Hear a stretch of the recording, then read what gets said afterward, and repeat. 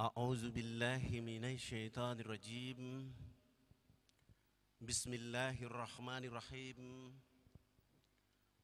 السلام عليكم ورحمة الله وبركاته.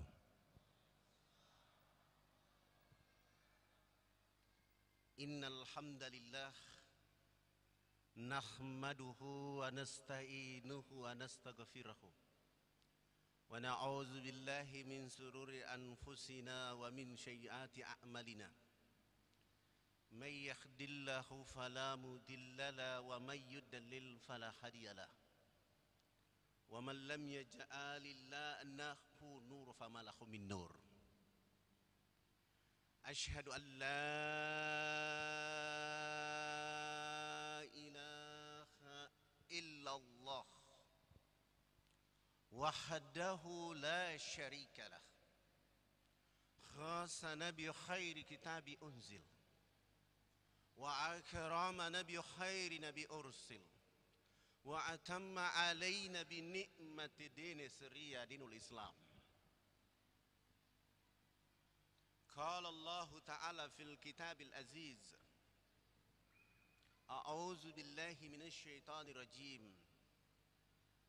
بسم الله الرحمن الرحيم. وأتممت عليكم نعمتي ورضيت لكم الإسلام دينا. وأشهد أن محمدا عبده ورسوله الذي أدى الأمانة وبلغ الرسل ونصح للأمة وجاهد في الحق جهاد وتركنا محجة البعيدة إلى إيلها كان هرها. اللهم صل وسلم وبارك على محمد وعلى آله وأصحابه أجمعين.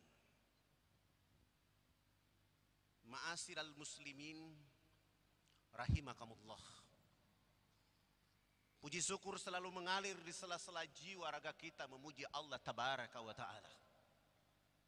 Dialah Allah yang selalu merindukan doa dan taubat hambanya, melebihi sang bayi yang merindukan air susu dari uminya. Dialah Allah yang selalu mencurahkan perhatian, diminta ataupun tidak diminta, rizki tetap mengalir, rahmat terus tercurah dan melimpah kepada seluruh makhluk-makhluk dan hamba-hambanya. Namun dalam keadaan dan waktu yang sama, kebanyakan manusia di atas muka bumi ini beribadah dengan menaikkan kejahatan dan maksiat ke hadapan Allah Rabbul Alamin. Dialah Allah yang merindukan doa dan taubat hambanya.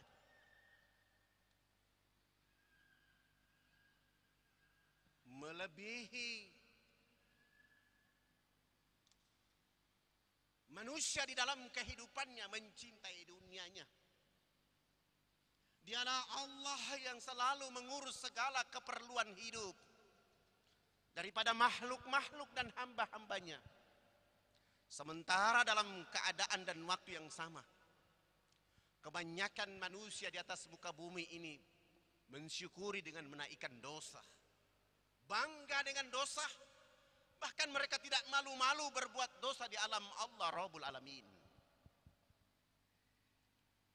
Dialah Allah tabaraka wa ta'ala yang menciptakan manusia dari setetes air mani. Mereka menjadi gagah, ganteng, cantik. Ada yang rambutnya keriting, badannya hitam keling. Ada yang rambutnya lurus, badannya putih. Ada pula yang badannya putih, rambutnya warna krem. Mereka semua manusia itu Allah sebarkan di alam raya. Dan Allah hanya membekali mereka berupa akal dan pikiran. Tapi kebanyakan mereka manusia itu hidup dengan kesombongan, keangkuhan, rakus. Bahkan di antara mereka manusia lupa kepada Allah Rabbul Alamin. Di suatu saat Allah mengembalikan mereka manusia ke tempat yang tak paling terendah, yaitu menjadi bangkai-bangkai yang ditelan oleh cacing-cacing Allah di perut bumi Allah. Dialah Allah, Allahu Akbar, la ilaha illallah, ma'buda illallah. Dengan segala kesabaran, rahmat, tumpuan rida dan petunjuknya, hari ini kita mampu menyatukan jiwa raga kita bertemu di tempat ini. Sebagai upaya kita mencerdaskan pendengaran, pandangan dan suara hati kita untuk membangun kerinduan agar makin dekat dengan Allah dengan keimanan kepadanya. Semoga hadirin semuanya menjadi orang-orang yang senantiasa dekat Allah Subhanahu wa Ta'ala. Salam dan salawat kita pun senantiasa kepada Rasulullah Muhammad sallallahu alaihi wasallam, manusia terbaik yang sengaja dikirim oleh Allah untuk penduduk akhir zaman.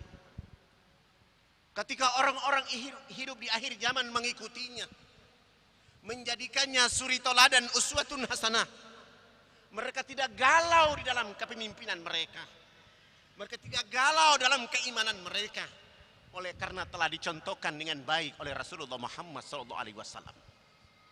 Dengan dakwanya, dengan semangat jihadnya, hari ini kita tidak menatap wajahnya, tidak duduk dengannya, tidak mendengar kata-kata langsung dari Rasul Muhammad SAW, tapi warisannya membuat kita duduk di majelis yang mulia itu.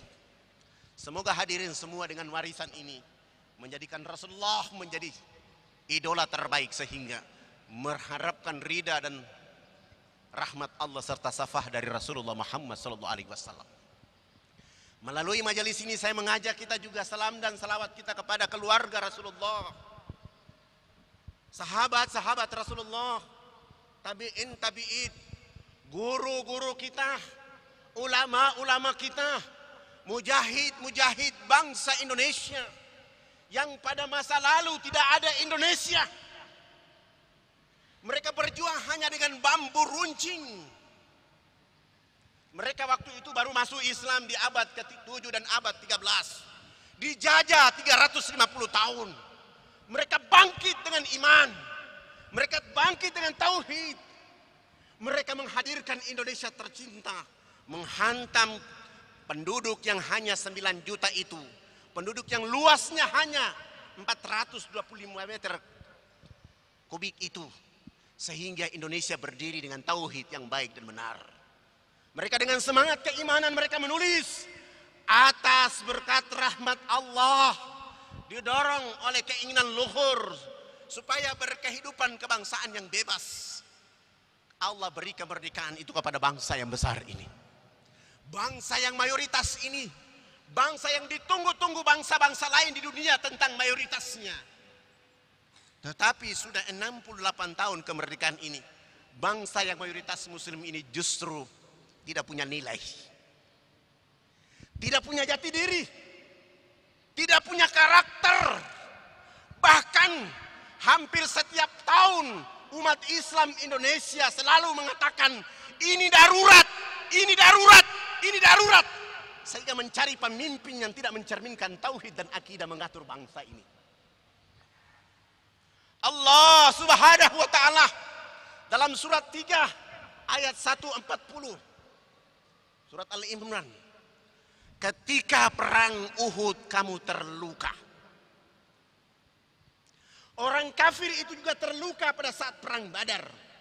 Allah pergilirkan masa kejayaan dan kehinaan itu kepada manusia, agar Allah tahu siapa yang beriman, sehingga Allah menjadikan mereka menjadi suhada-suhada. Allah tidak suka orang-orang yang berbuat zalim. Perang Badar kamu menang, jumlah kamu sedikit. Iman, tauhid, akidah al-Islamiyah menjadi pegangan tertinggi. Walaupun dalam keadaan berpuasa, iman menjadi nuklir, tauhid menjadi strategi. Allah mengundang kemenangan itu kepada mereka yang jumlahnya sedikit itu. Iman mampu mencabik-cabik musuh-musuh Allah. Tauhid mampu mengantar para suhada-suhada itu agar mereka menghasilkan suatu kekuatan besar bahwa al-Islam bersama Allah, al-Islam bersama Rasulullah Muhammad SAW. Tapi ketika perang Uhud, materi, jabatan, kekuasaan, penghormatan, pujian, kamu akan menjadi terluka. Indonesia sudah sekian tahun merdeka, umat Islam menjadi mayoritas, hanya menjadi korban ekonomi, korban pendidikan, korban akidah, korban tauhid, korban politik. Oleh karena keimanan telah hilang, tauhid digadai dengan jabatan kekuasaan, sehingga kemayoritasan mereka justru tidak menghasilkan nilai-nilai tunduk patuh kepada Allah Rabbul Alamin. Akankah bangsa ini seperti ini terus-menerus di setiap tahun? Jawabannya tidak boleh. Jawabannya tidak akan mungkin. Kecuali kembali kepada Allah dan Rasulnya Muhammad SAW. Belajar pada perang Badar. Keimanan menjadi kekuatan besar. Tauhid menjadi ukuran untuk menyatukan bangsa ini dari para suhada-suhada kemerdekaan. Bukan orang perorangan, tapi lihat, membesarkan nama Allah dari Surabaya, membesarkan nama Allah dari Bandung Lautan Api, membesarkan nama Allah dari Makassar, membesarkan Allah dari Palembang, Sumatera pada umumnya, membesarkan nama Allah dari Batavia, karena ingin bangsa ini menjadi besar. Tetapi sesudah bangsa ini menyebut nama besar itu, hari ini mereka tidak menjadikan keimanan menjadi nuklir membangun bangsa ini. Sehingga jati diri kita hilang. Jati diri itu hilang karena keimanan telah hilang dari kita. Ada 3 faktor utama. Yang pertama, umat Islam negeri ini tidak faham Islam dengan benar. Sekali lagi, umat Islam negeri ini tidak faham Islam dengan benar. Akibat tidak faham dengan Islam, mereka mayoritas pun mereka seperti buih di laut. Mereka sejumlah banyak apapun, mereka seperti sendal yang rusak, kertas yang terbuang. Arus ke utara ikut ke utara, arus ke selatan mengalir ke selatan, arus ke barat ikut ke barat, arus ke timur ikut timur. Tidak menempatkan jati diri keimanan. Masalah yang kedua, umat Islam yang mayoritas ini prasangka buruk kepada agamanya sendiri. Akibat prasangka buruk kepada agamanya, sehingga mereka berpikir agama Islam itu hanya untuk hari raya, untuk peringatan hari-hari besar saja. Agama Islam itu hanya pada saat perkawinan, haji, umroh, dan kematian. Sementara politiknya tidak Islam, pendidikannya tidak Islam, pergaulannya tidak Islam, siarannya tidak Islam, hubungannya tidak Islam. Akibat prasangka buruk itu, maka mereka menjadikan Islam menjadi agama fundamental, teroris, berkaitan dengan kemiskinan, berkaitan dengan ketinggalan, berkaitan dengan kebodohan. Dan faktor yang ketiga adalah karena umat Islam pribadi negeri ini tidak menjadikan dakwah menjadi pekerjaan bergengsi pada dirinya. Akibat tidak ada dakwah bagi setiap diri, dan umat Islam tidak mengambil peran dakwah dalam kehidupan berbangsa dan bernegara, maka hari ini sebagian orang mencari nafkah dengan dakwah. Mau berdakwah, amplopnya berapa? Tempat tidurnya di mana? Siapa orang yang didakwai? Sehingga dakwanya hanya menjadi lelucon dan pelawak dalam kehidupan. 3 faktor utamanya yang membuat iman hilang.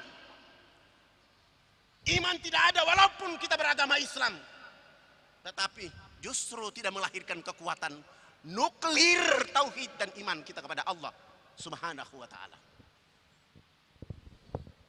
Orang di perang Badar tidak membutuhkan penghormatan dari manusia.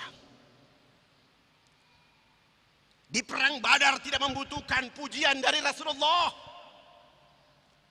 Tetapi sami'na wa ata'na. Perintah Allah Subhanahu wa ta'ala. Perintah Rasulullah Muhammad sallallahu alaihi wasallam. Hari ini bangsa ini bukan mengikuti perintah Allah, tetapi mengikuti keinginan hawa nafsu manusia. Akibat mengikuti keinginan hawa nafsu manusia itulah rendah kita. Walaupun kita sujud, walaupun kita ruku, walaupun kita berdoa, tetapi tidak memenuhi persyaratan dari Allah. Ujibu da'watad da'i iza da'an wal yu'minu bih. Aku kabulkan orang-orang yang berdoa kepadaku dengan persyaratan mereka mengikuti perintahku. Wal yu'minu bih, dan beriman kepadaku. Bagaimana kita bisa mengambil peran doa itu dikabulkan oleh Allah kalau perintahnya Allah dilalaikan, ditinggalkan, lalu diganti dengan keinginan-keinginan kemanusiaan, keinginan jabatan, keinginan hawa nafsu, keinginan partai, sehingga nilai Islam ini menjadi rendah.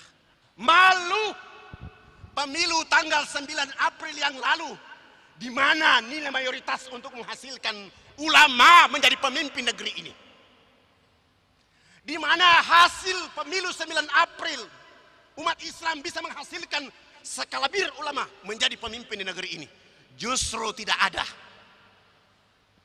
Karena menjadikan serangan fajar menjadi tauhid dan iman, menjadikan uang 50.000 menjadi iman dan tauhid, menjadikan partai menjadi tauhid dalam kehidupan, akhirnya membuat umat Islam bisa diatur, bisa dibeli, bisa diambil hatinya oleh karena iman dan tauhid telah hilang.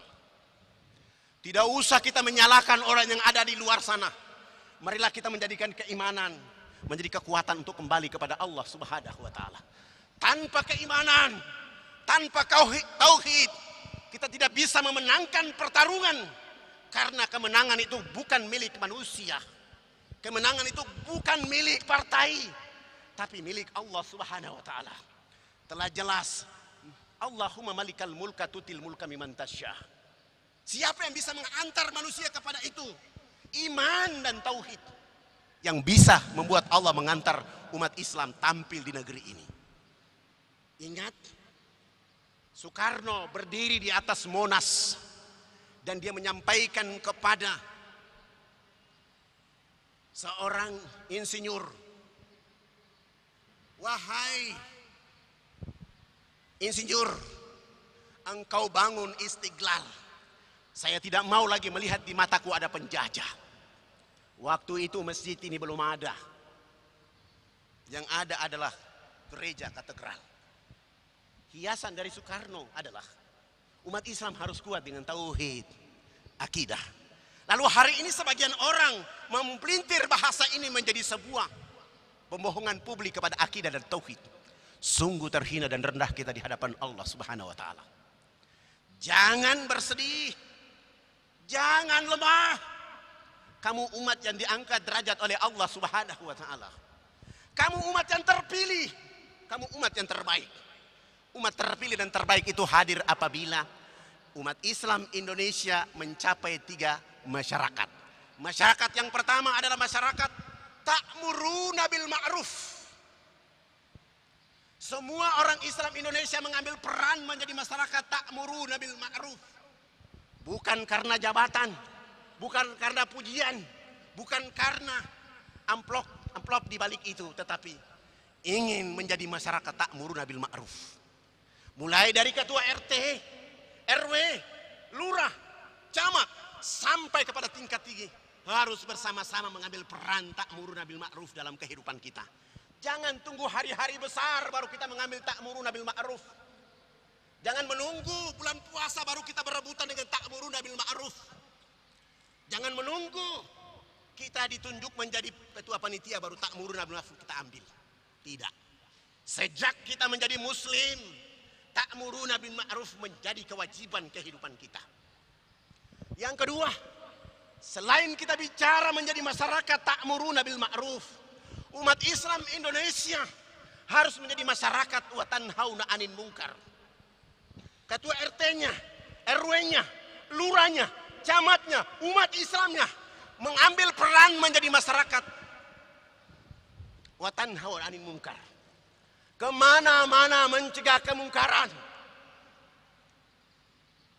Dulu orang di Jakarta, dulu orang di Pulau Jawa ini bilang sama kami orang Irian, kasihan mereka ini koteka ya. Hari ini saya mau bilang kepada ibu-ibu, kasihan kalau kalian baru belajar telanjang. Kami sudah pengalaman.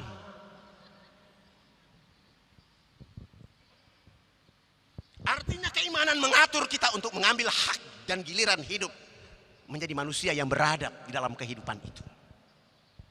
Maka marilah Bapak Ibu hadirin yang dirahmati oleh Allah Subhanahu wa taala. Iman tidak bisa dibeli dengan apapun. Iman tidak bisa dijual dengan apapun. Kecuali iman dipakai untuk berbisnis bersama Allah Subhanahu wa taala. Berbisnis dengan tauhidmu dengan Allah. Berbisnis dengan keimananmu kepada Rasulullah Muhammad sallallahu alaihi wasallam. Kamu tidak akan pernah rugi sedikit pun jika kamu berbisnis bersama Allah Subhanahu wa taala. Tapi ketika kamu berbisnis dengan manusia pasti rugi. Berbisnis dengan partai pasti rugi. Berbisnis dengan apa saja pasti kamu rugi. Tapi dengan Allah Subhanahu wa taala sungguh the best in life to Allah Subhanahu wa taala. Jadikan kekuatan itu sehingga kita tidak boleh menjadi masyarakat Uhud. Orang Islam tidak boleh menjadi masyarakat Uhud. Tapi harus menjadi masyarakat Badar. Keimanan, tauhid membuat mereka menjadi masyarakat yang besar. Bangsa yang besar, bangsa yang mandiri. Karakternya adalah keimanan menghasilkan kejujuran. Keimanan menghasilkan semangat hidup merubah. Keimanan membuat kita harus menjadi orang-orang yang amanah dalam kehidupan. Keimanan membawa kita bahwa kita harus wajib menjadi masyarakat ta'muruna bil ma'ruf. Menjadi masyarakat wa tanhauna 'anil munkar. Lalu seluruh anak bangsa dan umat Islam ini menjadi masyarakat tu'minuna billah. Ketika menjadi masyarakat tu'minuna billah, tunggulah rahmat, keberkahan dari langit dan dari bumi turun ke bumi. Kenapa hal itu tidak ada hari ini? Yang datang di Republik ini justru gunung meletus, banjir, gempa bumi, mobil tabrakan, kereta tabrakan, pesawat jatuh, bahkan hari ini pesawat sampai hilang. Di Malaysia para dukung semua keluar menunjukkan kebolehannya, tidak juga menemukan pesawat itu. Ini semua pelajaran dari Allah untuk kita. Supaya kenapa bencana begitu rajin diundang ke Republik ini. Kenapa? Karena iman tidak mampu mengundang keberkahan yang datang. Iman tidak mampu mengundang itu datang ke negeri ini. Maka Bapak Ibu yang dirahmati oleh Allah Subhanahu wa taala, marilah bersama-sama melalui bangsa ini, melalui negeri ini, berpikir dengan cerdas dan menjadikan bahasa cahaya Al-Quran. Siapa orang yang tidak menjadikan Al-Quran menjadi bahasa cahaya pada jiwa dan raganya, pasti jalannya gelap. Pasti dia tidak mencapai kesuksesan. Pasti dia galau dalam kehidupannya. Oleh karena dia tidak melibatkan Allah dengan bahasa cahayanya dalam kehidupan. Sebelum kita berpulang kepada Allah, ikhtiar kita di bangsa Indonesia agar umat Islam Republik ini mewujudkan ikhtiar dari para suhada bangsa ini, bahwa kalau mereka sudah menyerahkan atas berkat rahmat Allah yang maha kuasa kepada bangsa ini, buatlah 100 tahun Indonesia merdeka, tidak lain dan tidak bukan hasilkan kualitas akhlak bangsa ini yang beradab lebih baik dalam kehidupan, sehingga kita menjadi bangsa yang berkarakter, bangsa yang maju. maka kembali kepada iman dan tauhid kita. Akibat tidak ada tauhid hari ini, muncul banyak nabi di republik ini. Akibat tidak menjaga akidah dan tauhid keimanan di negeri ini, muncul malaikat banyak di republik ini. Di Betawi sudah ada nabi Ahmad Musaddiq. Di Palembang muncul nabi yang bernama Iskandar. Di Poso muncul nabi yang bernama Daim Pabeta. Di Makassar Malino muncul nabi yang bernama Daim Nonlok. Di Semarang dikejutkan dengan nabi yang keluar dari kandang sapi yang bernamanya Nabi Tugimin. Karena tauhid iman kita hilang. Ambillah peran tauhid dan iman ini agar kita mendakwakan orang sebanyak-banyaknya seperti pejuang masa lalu di republik ini. Waktu saya sudah habis. Suka atau tidak suka, senang atau tidak senang, burung irian, burung cendrawasih. Cukup sekian, terima kasih. Wabillahi taufiq wal hidayah. Wassalamualaikum warahmatullahi wabarakatuh.